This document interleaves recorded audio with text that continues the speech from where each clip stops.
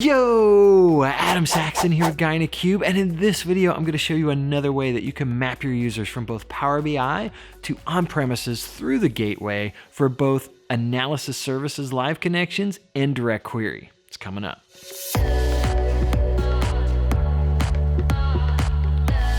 If you're finding us for the first time, be sure to hit that subscribe button to stay up to date with the latest from both Patrick and myself. I've talked a while before about map usernames functionalities for analysis services live connections when using the gateway. I've got a link to a video. There's also some documentation out there. It's been there for a while. People have been using it. Some people haven't used it just because it doesn't give them the flexibility that they need. One feature that came out not too long ago was the ability to use Kerberos single sign-on with DirectQuery connections. The gateway update that included that allowed you configuration to map to a specific property inside of Active Directory as the lookup value. This also happens to work with analysis services live connections as well. So we can avoid using that map username feature, and instead we can use this Active Directory lookup value. So what does this mean? This means I can use any property in Active Directory as this is the lookup value that I want you to do for this given account. So I can put whatever value I want there. So if I sign in with asaxon@guyinacube.com, that's the value I'm going to stick into that custom property. So if I have my Microsoft account, asaxon@Microsoft, that's my local account. In the cloud in Power BI, I sign in with asaxon@guyinacube. I take a custom property as the lookup and put asaxon@guyinacube, and it will find my Microsoft account for me. No need to use map usernames in the Manage Gateway screens in Power BI. All right, enough of me blabbing. Let's go and take a look at how you can actually set this up and use it, and also look at some of the requirements needed in order to actually take advantage of this. And what better way to do that? Let's go over to the computer. All right, to illustrate what I would see without anything configured in the gateway, let me go ahead and do get data. We're going to use an AS live connection that's set up, and we'll go into connect. We'll go to get the model. And we'll get this error that says that the username or password is incorrect. So typically, this is the result. Almost every time I've seen this error, it's a result of a UPN mismatch. And so what it's trying to do is it's going through, I'm logged in under testuser6@guyinacube.com. This account does not exist in my local directory. And so it's trying to look it up and it's saying, nope, we can't find it. So it's not going to work. And so what we need to do is just come up with some way to map testuser6@guyinacube.com to an actual account in my local Active Directory. Typically what we would do here is we would just go up to manage gateways. On the account that actually owns it. So we would come up to manage gateways, and in the gateway itself, we go down to the data source, go to users, and then I could map username. So you'll see test user 6 is on the users tab, but again, he doesn't exist in the local Active Directory. So we can come to map usernames, and I could say test user 6 equals whatever account I want. So asaxon@guyinacube, or I've got a John Doe at Guyinacube. That's how that would normally work. So that's nothing new. What's new here is I can come into, go over to my gateway server, and there are a few new settings in here. Come down.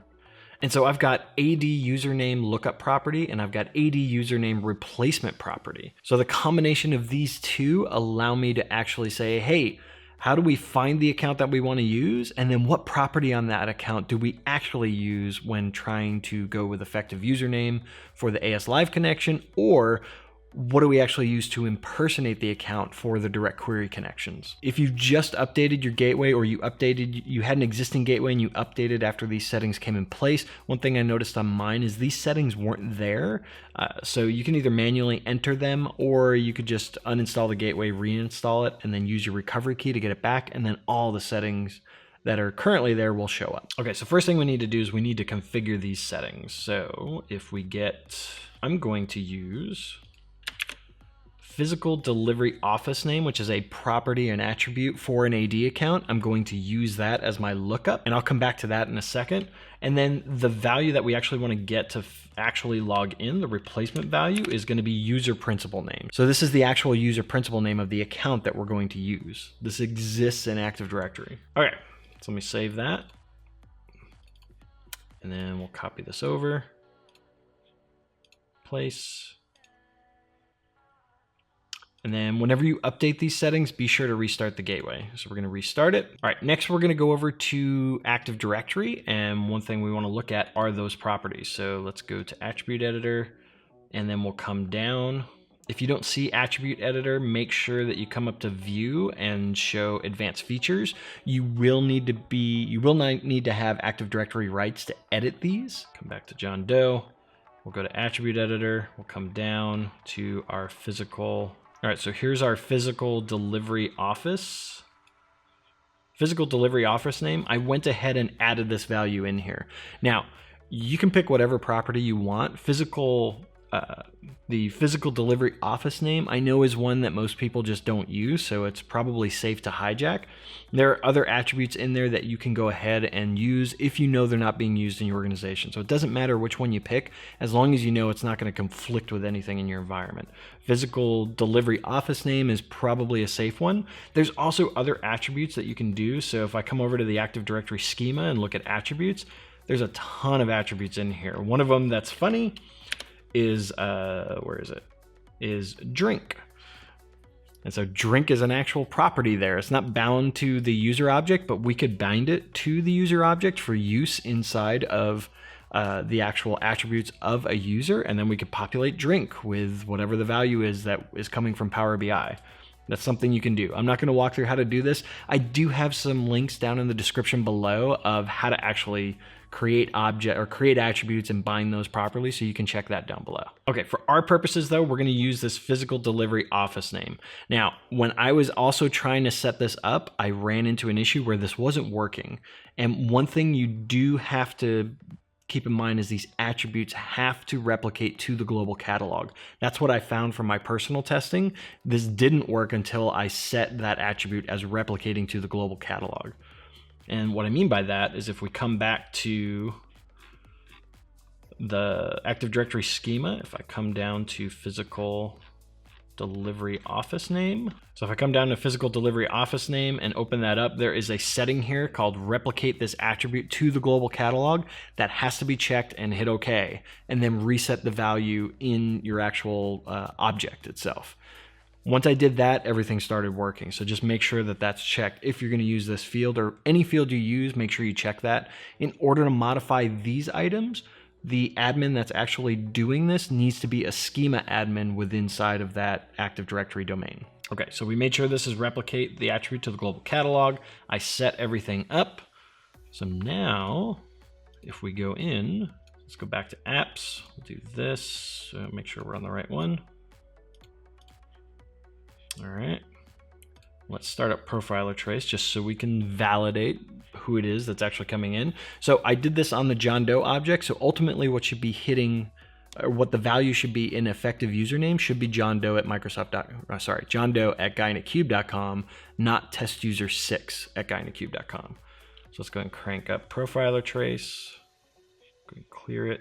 All right, so we'll do get data, do database, analysis services.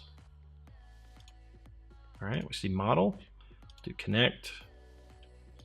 And then on the data sets, we'll create a new report. All right, so far so good. We'll drag in candidate name. We should get values here. And if we go back to profiler trace, we'll go ahead and stop it. And if we look at our query begin, we should see effective username John Doe at guy-in-a-cube.com. So it actually took test user 6, did a lookup, and then found John Doe at guy-in-a-cube.com as the replacement value for effective username. It's as easy as that, but okay, cool. So we use the physical delivery office name as this value.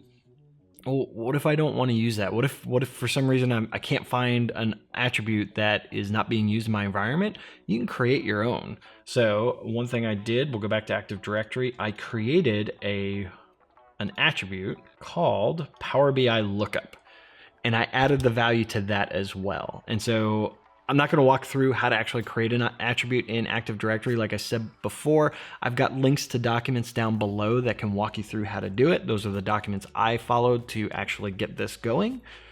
And one thing, just to be sure, when you create that attribute, make sure it's replicating to the global catalog. That's important. All right, so I created Power BI lookup. I stuffed test user 6 at guy-in-a-cube inside of it on my John Doe account. And so we need to modify our config file to use Power BI lookup. So we'll do that. Power BI lookup, and then we're going to get the user principal name as the replacement. We'll save that, copy it over. All right, and then we're going to restart the gateway. Come back over to Power BI. We'll do refresh for good measure. And we'll do the same thing. Get data, database, analysis services, connect, and model. Come over to data set, new report, drag it over. Nope, make sure our profiler trace is running. Drag it over. Got our data. Come back to the profiler trace. Stop it. See there. Come over and we see effective name John Doe at guy-in-a-cube.com as well. So it's working with the custom attribute as well. So you can create your own attribute. You can hijack an existing attribute within inside of Active Directory as your lookup value and then point it to the value that you actually need. For analysis services, this must be user principal name for live connections because that's what's going to go through when an effective username, what's going to pump it through. This is another way that you can use mapping from Power BI to on-premises without using that map username. So one of the drawbacks of map username was that it was non-scriptable. Like I couldn't actually do a batch and I had to do it for every data source. In this case, I don't. I just do it in one spot. I do it in Active Directory. Through PowerShell, I can actually update Active Directory from a scripting perspective. So I can do mass updates if I want to. I don't have the string replace piece of this that I do on the map usernames, but there's probably ways you can work around that. So this is a way that you can go about doing it. All right, guys, what do you think? Let me know. Is this something that you're gonna use? Have you already been using it, or is it new to you? You didn't even know this was here? Go ahead and leave that down in the comments below and let me know. If you like this video, be sure to give it a big thumbs up, smash it if you so desire. If it's your first time here, hit that subscribe button. And as always, from both Patrick and myself, thank you so much for watching. Keep being awesome, and we'll see you in the next video.